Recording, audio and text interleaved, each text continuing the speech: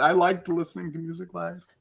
Let's listen to some rock and roll. Hello, everyone. It is MCAT office hours from Medical School Headquarters. My name is Dr. Ryan Gray, founder of Medical School HQ, Mapped, author of the Pre-Med Playbook series, host of the Pre-Med Years podcast, and all-around good guy.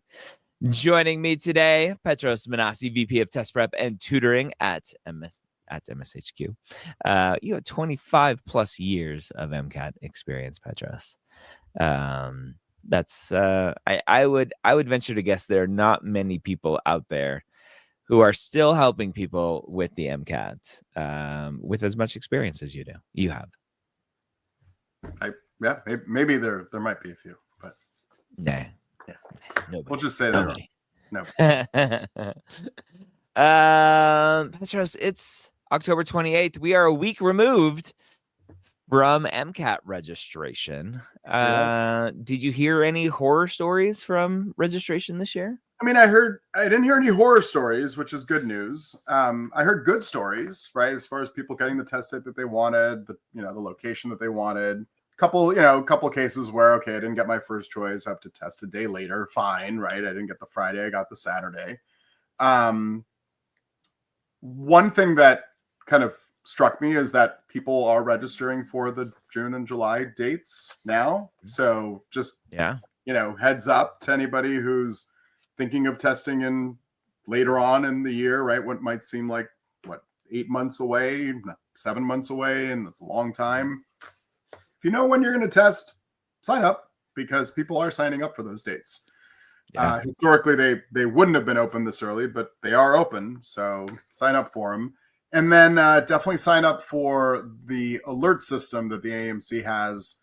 If you didn't get the preferred location or the date that you were looking for, and you can put yourself on alert so that if something opens up, you get a notification so you can go and log in and see if it's open and change your test date if you didn't quite get the first choice. The one thing that I did hear, which I wanted to actually share with everybody, is I did hear one story of, well, the date that I wanted wasn't open, so I haven't signed up. And it's like, the last thing you want to do is say, okay, what I wanted isn't open, but I'm not going to sign up hoping that it opens up. But then never opens up, and then you're stuck testing much later than you really wanted to test. So grab a seat if you were in that situation. Obviously, don't grab a seat that's too early, but at the same time, with the dates opening up, or the people registering for the later dates, that also means that those might not be open. So grab a seat now, at least hold on to something, have a date, and then if luck has it on your side, or if your luck's on your side, you can change it around later on. So. Yeah. Oh, craziness. So let's say someone registered, they got their February 13th date, the one test date in February. When should they start studying? Now. For February, now. So if you're testing January, February, even March, start now. Like this is prime time for starting your true studying. So not a slight review, like full review, full, build out a study plan, start getting to work. This is your moment to do just that. Okay. Yeah. Nicole says, son logged in 10 minutes in advance per the AAMC, number 27,000, which tells me they probably logged in after the randomized number. Yep. So no March dates, so went with his 21st birthday in April 2nd. April 2nd city of choice. Well, happy birthday to him. He can celebrate celebrate with the AAMC. We can celebrate afterwards too. So when it's all said and done, right? Yeah. Wow. He said, nope, sent me screenshots. Yeah. I don't know what to say. And this is why I said, like, last week I was like, log in 30 minutes early, and you're like, no, only 10 minutes. I'm like, no, just do 30 minutes. Yeah, well, I did say a little earlier than 10 minutes. I didn't say log in at the 10. No, but no, you don't need to log in an hour early, right? That was the But yeah, but also it was randomized, so it is possible that you did log in and were in the random Correct. queue, and you got. I mean, somebody's going to have to get 27,000 if there are 27,000 people there. So it's not. It's That's Oh well, Nicole. Good luck to him. It's all right. It'll be all right. Should I finish all PsychSoc content before the double MC full lengths? Petros, one of the number one mistakes. One of the number one. There's multiple number one mistakes. One of the number one.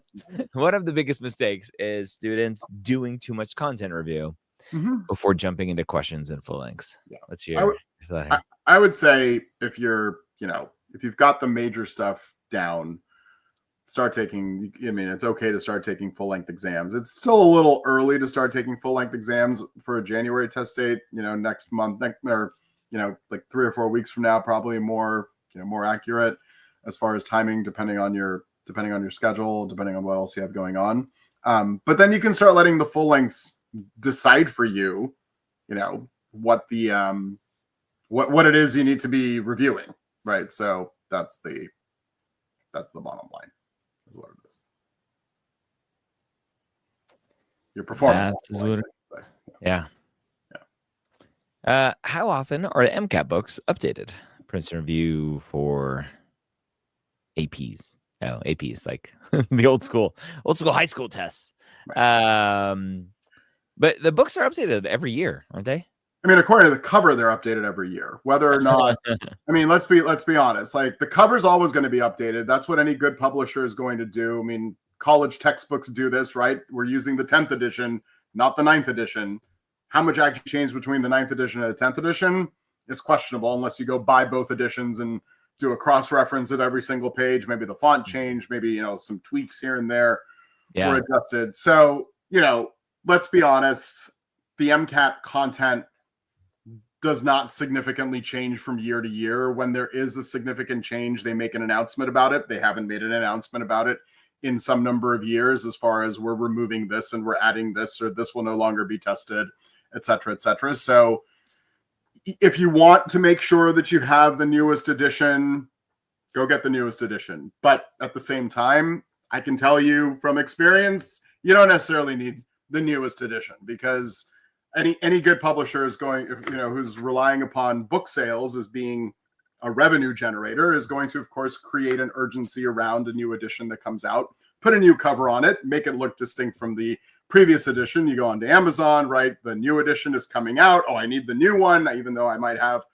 the one from a year before. If you open them up, most of the stuff, if not all of it, is going to be exactly the same. Maybe a couple of tweaks have been made in terms of how they present the content, but the content's the content, right? Like, that's the case there. In an early edition of a book, probably better to get, the latest edition, because that's usually where all the errata are found. I mean, not to dive into, you can read about this on Wikipedia, you can read about this online, you can go to ChatGPT, I'll tell you kind of how it works. But the way publishing works is very different from how online publishing works, right? If I'm publishing something online, I can write something today. If Ryan, you go and read it and realize there's a mistake, you can, ping me and I can go change it. And half of people who read it will never know that there was a mistake, right? I mean, that's how quickly that happens. With book publishing, we're talking 6 to 12 months lead time, right? So you have to get everything written, get everything formatted, copyright. I mean, all the things, right? There's all the work that has to happen. And then it gets sent off to an actual printer, which for the most part is going to be far away, because they don't, it's not like, unless it's a print on demand service, they're printing these things in batches, and then they are printed, and then they have to be shipped to a warehouse and then sit in a warehouse, right, for you to order it, essentially. So, that's that turnaround that happens. So by the time you actually get a new edition of a book, there's probably a new edition, or, an update that's already being worked on as far as the next cover that they're going to put on the books. So yes. And another thing just to be on the, lookout for everyone is, this isn't a ding, but this is just how it works. They're never going to put like the current year as the date. They're always going to put like a couple years out, right? So there's going to be a 2027 version of the MCAT review books available relatively soon from most of the people Yeah. who publish books, because that's how It's it like works. car years. Like Yeah, in exactly. September, Right. I the mean, next year rolls out. yeah, exactly. So I think in a couple months you should be able to buy a 2027 model of many cars. So that's Yeah. So go to your local library, get a book that's a year or two old. Should be fine. Do you have a general rule of thumb, like 5 years old? I would say like 2 to 3 is probably, you're pushing it at that point. So Okay. if you could, if the options are between the 3 and the 4 year, get the 3 year kind of thing. So yeah, got it. Isabel asks, do you have any suggestions for good resources used for full-length exams and content review besides the AAMC exams and material? AMC exams, yeah. they're the best, is what it comes down to. So I would say that's the one to stick to. As far as content review is concerned, there's so much stuff that's out there that's available. I mean, again, when I started working in the world of test preparation and then MCAT, content was very publicly available. Content was very limited.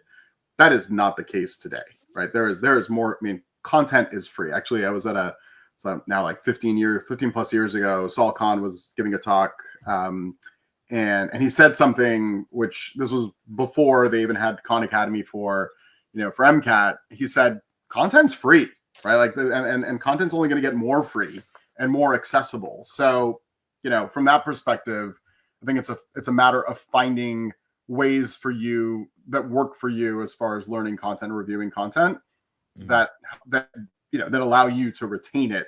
I will never suggest to anyone to just go get content review books, because that doesn't work for everybody, right? If watching videos on YouTube that maybe aren't specific to the MCAT, I mean, the topic is specific to the MCAT, but it's not like it's a video that was made specifically for MCAT prep. I mean, I always use this example. PV equals NRT is PV equals NRT, whether you're studying chemistry or you're studying chemistry for the MCAT. Like, it's still PV equals NRT. So if it helps you retain it, great. But I will add that, Ryan, you kind of alluded to this a minute ago, the rabbit hole of content review, very easy to get into, right? You go into Anki Dex and you're like, I'm doing well, I'm learning this content, I know my content. And then you go and take the exam or take a practice exam and you say, what happened? I thought I knew all this content. It's not about reviewing the content. It's about practicing the actual application of that content and doing practice questions and reinforcing the content and understanding how it's going to actually be tested on the exam. So training yourself for that's more important. Yes. When is a good time to reschedule / void versus how do you know to trust yourself to take it? Petros, this is the age-old problem of self-doubt and self-assessment that we are terrible at trusting ourselves, and it's really hard, especially with how the MCAT is set up. I can't wake up tomorrow and go, I think today is the day. Let me go and take the test. It's something you have to plan months in advance. And we just don't know whether or not we're going to be ready. And then a couple months before, the AAMC has all of these asinine gold and bronze and whatever timelines to cancel and get some money back or reschedule and get some money back. Like, it's ridiculous. And so you're having students run through this gauntlet of an algorithm to figure out when they can reschedule or cancel and still get some money back and what the fees are going to be, all while they're trying to figure out if they're actually going to be ready in 5 weeks, 6 weeks. Yeah. So I'm going to give you a long answer that we're going to break up into a couple different segments, right? So, right, let's stop me when you want me to stop for a segment. So, number one, let's stop there. No, just kidding. Thanks everyone for joining us, and have a good night. That's all for all right, number one. Number one, you have to pick a test date that is a realistic test date as far as your schedule is concerned leading up to the test date, so that you will have ample amounts of time and kind of mind space, right? Let alone just the longevity of the time, just mind space to be able to prepare properly. So that's the first thing. So obviously, and to your point, there's a lot to juggle, not even talking about the, the different cancellation fees and all that stuff. There's the application and how that's going to fit and where am I going to be positioned, et cetera, et cetera. All those things come into play as far as the factors are concerned. But at the end of the day, you need to test when you can be ready for the exam. So that's kind of number one. So pick your test date accordingly. The first question I ask every student when I have a one-on-one consult with is when they say, here's the test date I've chosen. My first question is why? I want to know the reasoning behind your decision to test in January versus March versus April, et cetera, et cetera. So that's kind of the first thing you have to ask yourself. The second part of the equation is as you are studying and as you are assessing yourself with whatever goal score you have in mind, you have to be legitimately asking yourself and being true to yourself that where you're performing now obviously isn't going to be where you're going to end, but do you have the right trajectory? Do you have the right momentum? And are you utilizing the right tools and making the proper adjustments in your preparation as you're moving through? Because your preparation should never stay the same. It's an ever evolving process as you're going, the closer you're getting to test day. And we'll talk more about this tomorrow during our event, the MCAT myths and pitfalls. So that's tomorrow night. So I'll kind of go a little deeper into that tomorrow night, or a lot deeper into that. But you have to be true to yourself as far as where that trajectory is, and have you actually been making the right adjustments as you've been working through. And then you have to ask yourself, okay, at some point, depending on where you are in the timeline, according to the cancellation fees and all that stuff, is it realistic to get to the place that you're going to get to by the test date that you have? And I hate to say this, but I'll say it. If you were to push the test date back, is it realistic to get to the goal that you were looking to get to, right? Like, I'm just being perfectly candid. What's going to change? What's going to change between now and then? So it's not just, I'm going to give myself two more months. Like, is there actually the potential for, that increase to be occurring in that time frame? And then you start, putting those two things together, then you can start making decisions as far as whether or not it makes sense to push the test date back or keep the test date that you have. I'll say this, I've been doing this for a long time, and I've seen this more times than I care to have seen it. Students are procrastinators. I'm a procrastinator, right? Parkinson's law, right? It's like we are, by definition, we are good at procrastinating as human beings. Like, this is not anything new. So it always feels easier of, why should I do this today if I can do this tomorrow, or if I can do this a month from now? I'll just push it back. I'll push it back. At some point, you got to take the test if you're going to be applying to med school. So, you have to be able to say to yourself, okay, this is going to be the test date, and this is where it's going to all end. Because otherwise you end up in a spiral where you're studying for this thing for, years. And that's not good either. So like, let's not fall into that, that category, as it were. So, you got those two that you have to take into account. And then kind of coming back to this idea of, that's when you know whether or not you need to be rescheduling and taking yourself from there.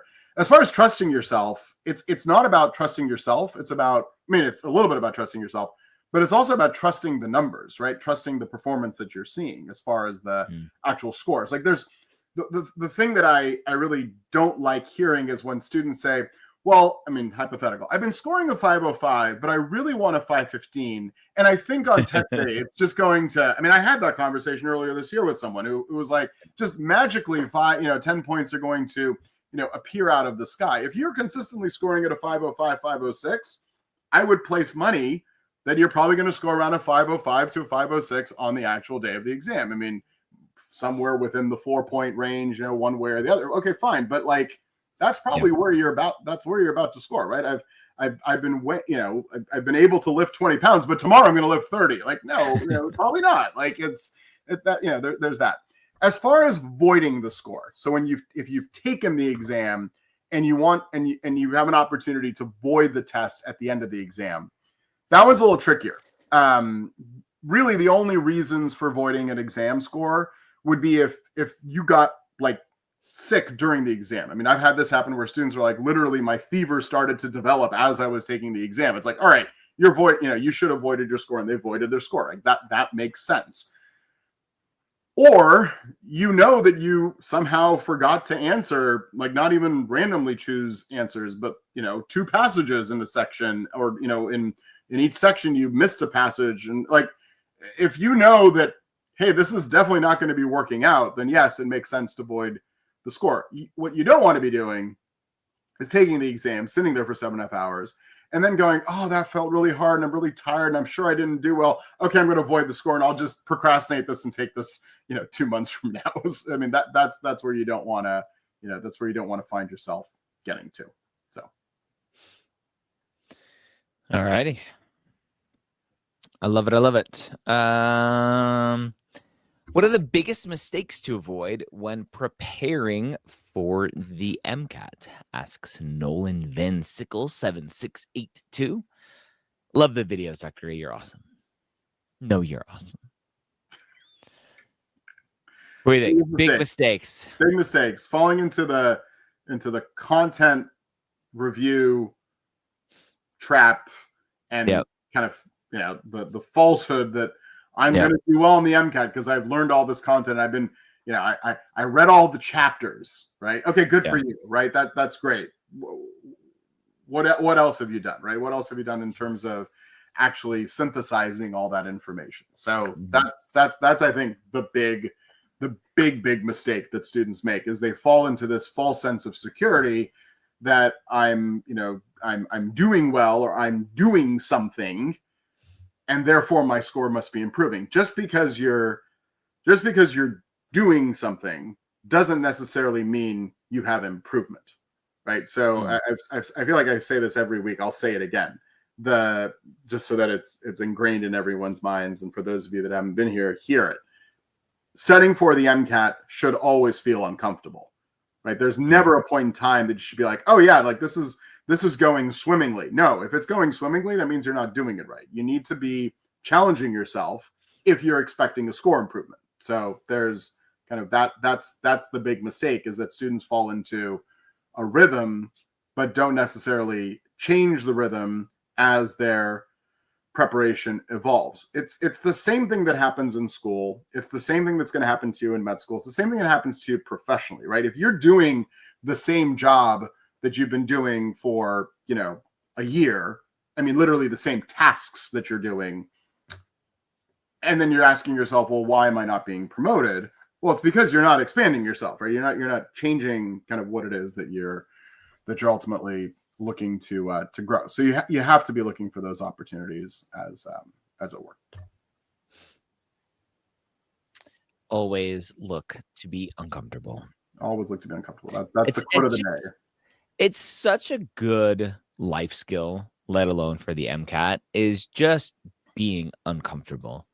I go to I was at a conference in August. We're going to be at a conference next week together. And the conference I was at in August, I lead an orientation session there. I've been going to this conference for more than a decade.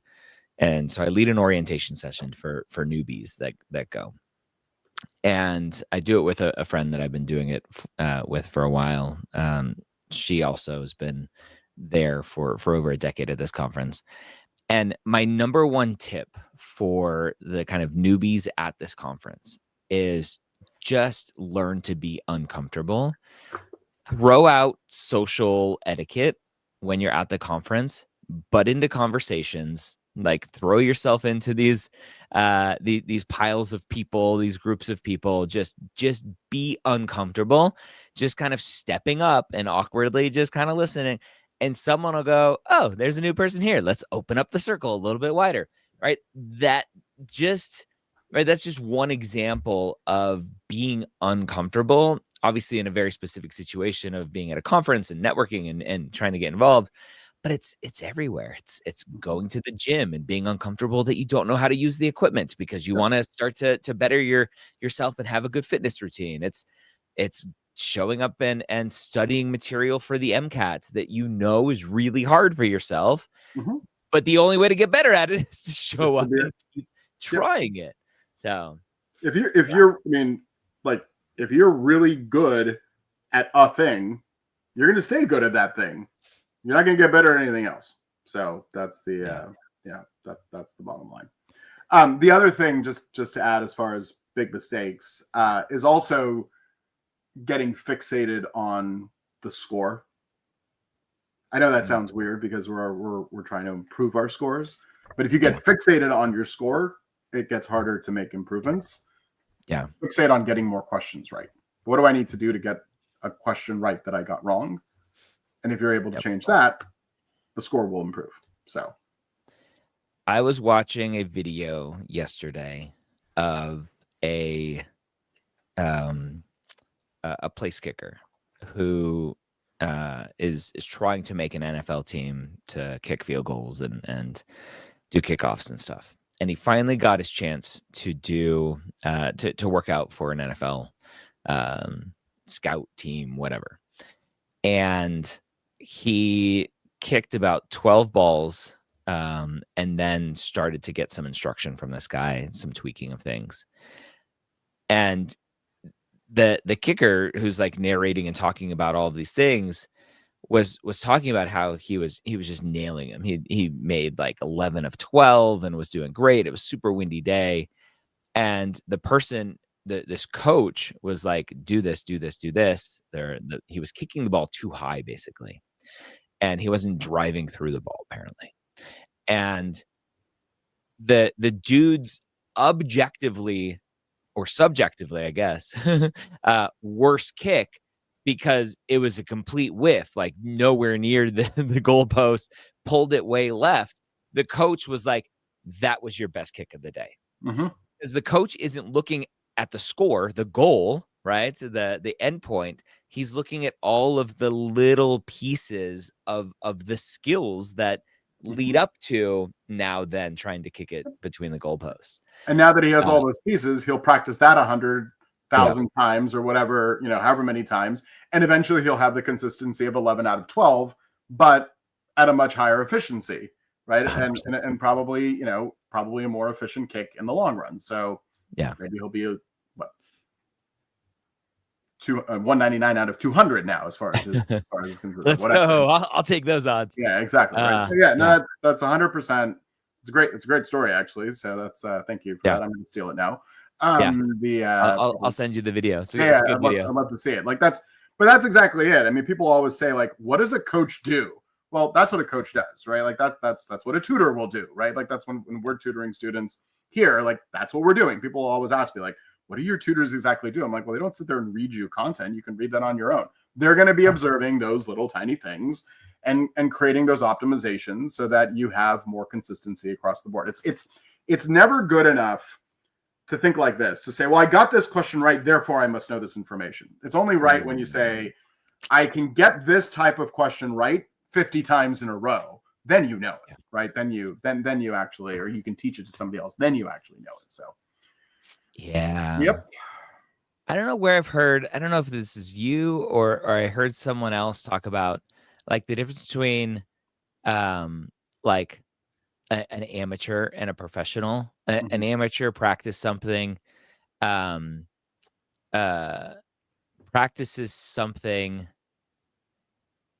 oh, I'm going to butcher the quote. It's like an amateur practices something to get it right 10 times. And a professional practices something to like never get it wrong. like just, I forget the exact quote, but it was much more powerful than that. So ignore me. Let's move on. Speaking of skills, let's talk about car skills, right? Because again, to your point, someone could go through a car's passage or a whole section of a full length exam, get all the questions right, but they got them right for the wrong reason. And then they go into their next test and they're like, I completely bombed it. What happened? Oh, it must have just been material I didn't like. Like, no, you had the wrong skill set. Right. You lucked out on one. You didn't luck out on the other one. Is the main skills for the car section really comes down to, and we talked about this a little bit last week. So anybody missed it, like come or go watch that recording. It really comes down to being able to analyze the arguments and being able to identify what the core statement that is being made, both for the passage at large as well as each individual paragraph. So that's the car skill really you need to be practicing to, quote, get better, right? To get better at cars is to be able to extract that information. Cars is not a reading comprehension exam. Reading comprehension exam asks you to read something and then prove to them that you understood the thing that they were saying. The cars section requires reading comprehension, but then it requires you to analyze what they were saying and then either strengthen the arguments, weaken the arguments, incorporate new situations into the arguments that they made, and then show that you can do all those things by selecting an answer choice. That is, by selecting the correct answer choice. And to be clear, there's only one correct answer choice on the car section. Now, everyone wants to argue the other three might be, could have been right. Well, no, there's a very distinct reason. You've got 4 answer choices, right? If all of them could be right, the one that's correct is the one that could be right and can only be right? Like the others, if something could be true, that means it could also be false. So if no, this is true, right? I mean, this is how everything about this is true for the sciences as well. I mean, it's true for bio, it's true for psych social, it's true for the chem phys section, it's true for everything. If something could be true, that means it could be false. But if it can only be true, then that's the right answer, right? Or if they're asking you the opposite, they want you to tell them the one that only can be false. So it's that. So as far as like the skills to be practicing, it's reading for the extraction of what the argument is that's being made. And you can do that in your everyday life, right? I mean, maybe not some of the more lightly written articles that, show up on like BuzzFeed or something like that. But I mean, you can, with any good scholarly written article, you can do just that. Yeah. I found the quote that I enjoy. An amateur practices until he can do everything right, and a professional practices until he can't do anything wrong. Yeah. And I was just like, oh, that just hits home. Which is why they keep practicing. They just keep practicing and practicing and practicing. And the amateur is like, oh, I did it once. Right. Done. Like I did it right. Yeah. I love it. Eric asks, do you recommend reading books, training the brain before even studying for the MCAT if you don't read often? I mean, I would love to hear your thoughts here, Petros, because I think this was one of my downfalls, if not the downfall for me on the verbal reasoning, the car section back in the day when I took the test. Right. The test was out of 45 points instead of 528. And the goal everyone was shooting for was 30, right? You wanted 10 in each section. That was the 5-10-ish equivalent of kind of today. We, at least the way we thought about it back then, and correct me if I'm wrong, but that's like the goal. Everyone was shooting for a 30. I got a 10 in the sciences. So I was like, okay, good. I figured out the sciences. Verbal reasoning, I got a 7. And I think it was because I don't read. I don't read for pleasure. I don't read well when I'm just reading words. And reading those passages and trying to extract data and think about those passages was just really hard for me. And so I see a question like this from Eric going, should I read? My immediate reaction is like, read as much as you can so you can practice reading, because I sucked at it. I would agree with you 100%. Read. I wouldn't say read before you start studying for the MCAT, just read, right? And you can be studying for the MCAT simultaneously. It's not just a skill that's going to help you on the MCAT. I mean, you have a lot of reading to do in med school, FYI. You're gonna want to be reading a lot of, you're gonna be reading a lot of like research papers, probably a lot of clinical studies, and then you have to read these things. I mean, I don't know, I'm not a doctor, but you tell me, these things called charts where they tell you the patient history, right? I mean, and the last thing you want to be doing is like, oh yeah, I totally missed that you're allergic to whatever, and I just prescribed it to you, right? So, which has happened to me. So that I'm just gonna throw patient charts into Google Notebook LM so I can listen to your chart as a podcast episode. There you go. There you go. But yeah, so yeah, there's no harm in that. If you're looking for something to read, it might be better to be reading things that are not MCAT-y, but are in the style of MCAT passages. So again, well-written articles from, well-written or well-respected publications, most of which are available for free online, right? Like it's not like you're not, I don't know. Does anybody get magazines? Is that a thing? Like, do we get magazine? I haven't gotten a magazine subscription in a long time, but that used to be a thing. Like there was, literally piles of magazines. Yeah, Time, Newsweek, right? All sorts of people. Yeah. Trying to do a GQ. Yeah, like what? I mean, yeah, I don't know. Is that a thing? Read all Muscle and Fitness, good ones. I did not read that. How do you get better at extracting things from those passages? All right, so we're telling the students read, but then how do you extract that info? Where's the skill there? The skill there, and I'm 99% certain we covered it either during an office hours or during one of our workshops. So where I'm going with this is that there's a recording of this somewhere that you can go find. The key is to practice identifying. I won't get into the weeds on this one because there's not enough time today, but in any statement that's ever made, there are explicit statements and implicit statements, right? So the explicit is what you actually say out loud or is written. The implicit is what is also true, but wasn't actually stated. So the structure of any argument is evidence plus the assumptions equals the conclusions plus the inferences, right? That's not unique to the MCAT. That's not unique to any. That is how an argument is stated. The evidence on the left-hand side of the formula and the conclusion, those are the explicitly stated. That's what's written. The implicit are the assumptions and the inferences. So inferences are implicit conclusions.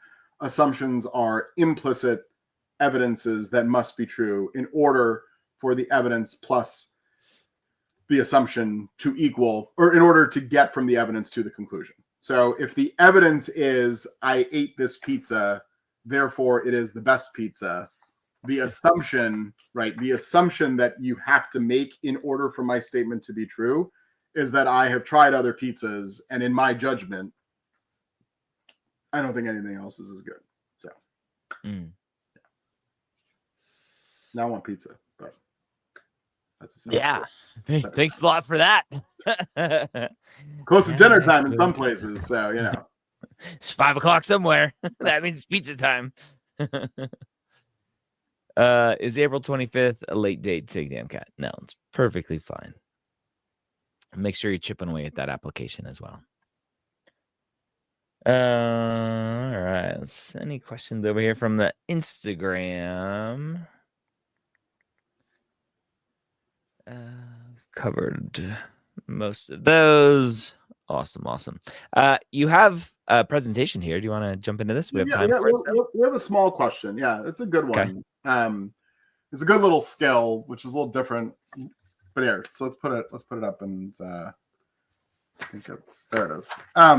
So we talk about calculations and we talk about the sciences. We oftentimes get bogged down in calculations, and this kind of came up a little bit when we were talking about chem phys a couple weeks ago, and it's also true in the biochem section. So it's not kind of a unique.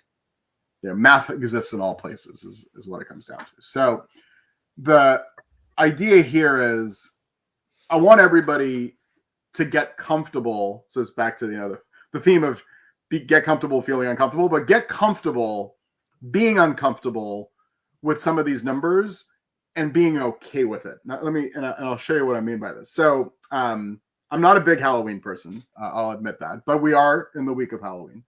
So, at the end of this week, there are going to be lots of leftover pumpkins is what it comes down to, right? So there are going to be a lot of sad pumpkins that are going to be sitting around, right? So they've been carved into jack-o'-lantern, some of them, but then there are going to be a whole bunch of the grocery store that just, nobody chose that pumpkin. And so that pumpkin is going to have to go away. Some pumpkins are actually quite delicious. We oftentimes make pies out of pumpkins, right? That's one thing, but there's lots of kind of good energy that could come. So I figured we'd do a question that involved a pumpkin today, since we're in the week of Halloween. So here's the question. Pretty straightforward question. I'm going to admit this is on the easier side, but it makes a very, very good point for things that might also be a little more complicated. So if you've got 100-gram serving of cooked pumpkin, and then they tell you that it contains approximately 0.1 grams of fat, 1.1 grams of protein, and 7.5 grams of carbohydrate. And then they say, if you use the standard caloric values of the macronutrients, and they tell you that fat is 9 kcals per gram, protein is 4, carbohydrates is 4, which of the following values is closest to the total caloric content of the serving of pumpkin? And this is a relatively straightforward question because all you really need to do is take 0.1, multiply it by 9, because that's the fat's mass and the fat's energy per gram. You got to take 1.1 and multiply it by 4. And then you take, 7.5 and multiply it by 4, add the 3 together, and you would get a number and you can choose the answer. So yes, you could do it like that. But you always want to make your life a little bit easier. So when you're taking the MCAT, you have, a scratch board essentially where you can take notes. So to make sure that you keep things in nice, clean order, recommendation in general with, a word problem like this, essentially is a math word problem is what this is to kind of make it into a little bit of a table. So you don't need to write out all the words. You don't need to write out nutrient, fat, protein, right? I mean, you don't have time for that. Just write FPC and you'll be fine. I wrote it out here so that you could all see where I was going with this. So you make yourself a little table, but then you still have to do the multiplication. And this is where you can do it the hard way, you can do it the easy way. The MCAT will always put the answer choices in either ascending or descending order when there's a calculation. So if you didn't know that, you know that now. So congratulations for coming to MCAT office hours. That's one of the things that you've learned. So it's always going to be in order. So that's not coincidental. That's just how it is. Which means if you know that something is going to be less than a certain value, then you can eliminate all those answer choices. Or if you know that something's going to be more than a certain value, you can eliminate all the answer choices that are less than that value, right? So you can use that to your advantage. But in a situation like this one with literally lots of decimal points, your job is not to actually go and try to calculate out, 7.5 times 4 or 1.1 times 4, which isn't too hard, but then you'd have to add those all together. Rather, just make some adjustments, make them into easy numbers, right? So do some rounding. So here, we didn't do any rounding as far as the mass of the fat, but we made the energy of the fat into 10. For the protein, we rounded it down to 1.1 from 1.1, but we rounded up the energy per mass from 4 to 5. For the carbs, we went from 7.5 to 8, and we rounded up the energy per mass up to 5, just to make our life simple. Now you can do the quick multiplication, right? 0.1 of 10 is 1. 5 times 1 is 5. 8 times 5 is 40. You add the 3 up and you end up with 46. And then you say, okay, so my value that I'm roughly getting here is 46. But you remind yourself, right? This is kind of where that, I don't even want to say critical thinking, just kind of like, nudge to yourself as far as the mind is concerned of what you just did. You remind yourself that you rounded up for the carbs in both the mass and in the energy. So you're probably going to end up with an overall number that's slightly higher than what your real number would have been if you had precisely calculated this out. So you say, okay, it's 46. You look at your answer choices. Well, I've got 13, 30, 90, and 110. 90 is way higher than 46. So 90 and 110 are out. 13 is way lower than, you'd have to do a lot of rounding down to get to 13. You'd have to do a lot of rounding up to get up to 90 and to 110. So the only answer that could work is going to be 30. Right. So this is that skill of kind of training yourself to get comfortable with this kind of uncomfortableness of not getting to a precise answer is going to be very important, because that becomes a time saver for you, quite frankly. I mean, yes, you make your little table, but even if you didn't make the table, you could have done 0.1 times 10, boom, that's 1. 1 times 5, that's 5, right? 8 times 5, that's 40. All right, I'm at, I can add those numbers up. I'm at 46. And the others are just kind of, they're outliers. So use that to your advantage is really what it comes down to. But that's kind of the top tip for today. And then, of course, go and eat a pumpkin. Enjoy a pumpkin. The pumpkin's already, its life has already been ended. Go enjoy a pumpkin. On the school I went to, there used to be a tradition. I don't think they do it anymore, where on this week they would smash pumpkins onto all the buildings, like onto the spires of all the buildings. So it's one of my favorite bands. Good old Smashing Pumpkins. Smashing Pumpkins, yeah. Where I was stationed in Dover, Delaware, and just south of Dover, they had a pumpkin catapult contest. It was a huge thing. These ginormous catapults they would build to throw pumpkins. If we were doing physics today, I was actually thinking of doing, there's always the pumpkin throw, the pumpkin toss or whatever. I was actually thinking of doing a problem related to throwing pumpkins, but nice. We did it in high school. One of my classes in high school, we had to build catapults to launch pumpkins. Yeah. The one that impresses me, not that I want to make this last couple of minutes all about pumpkins, but what impresses me are those giant pumpkins, the competitions, right? These people like bring in a tractor trailer to like bring the pumpkin that they've grown. It's quite impressive. Yeah. I like the pumpkin molds where you can like grow a Frankenstein looking pumpkin. You just put the pumpkin in the mold and it grows to that mold. It takes that shape. Yeah. It's like the square watermelons in Japan. So that's, yeah. There's a good book about a square watermelon that we read to my kids, or did read to my kids when they were younger. The poor square watermelon didn't like being different, and then there was a really windy day one day, and there was a hole in the fence, and all the pumpkins were blowing away, but the square watermelon got stuck because it was square and different, and saved all the other watermelons. There you go. So it's okay being different, my friends. That sounds like a very politically inflammatory book these days. Yeah. What do you mean it's been? Oh man, it's probably on the banned book list at this point. All right, friends. MSHQconsult.com. Petros, have you seen this? MSHQconsult.com. You showed it to me yesterday. Go there to schedule a consult, whether it's an advising consult or a tutoring consult. You can pick which one you want. So yeah. We do have an event tomorrow night. I did want to make sure that we remind everybody to join our event tomorrow night. So please come to premedevent.com. Go check that out. Yeah, it's all about the somebody asked about like the big mistakes that could be made. It's all about the pitfalls when studying for the MCAT. Now that short version, right? The idea was that everybody's registered. So now that you're registered, now let's talk about actually studying for this thing. So that's what tomorrow night's all about. So come join us. So there's that. Just to show, may remove that one and show that one. So yeah, premedevents.com. Go check that out. If you can't make it live, register anyway. We'll send you a replay. Sweet.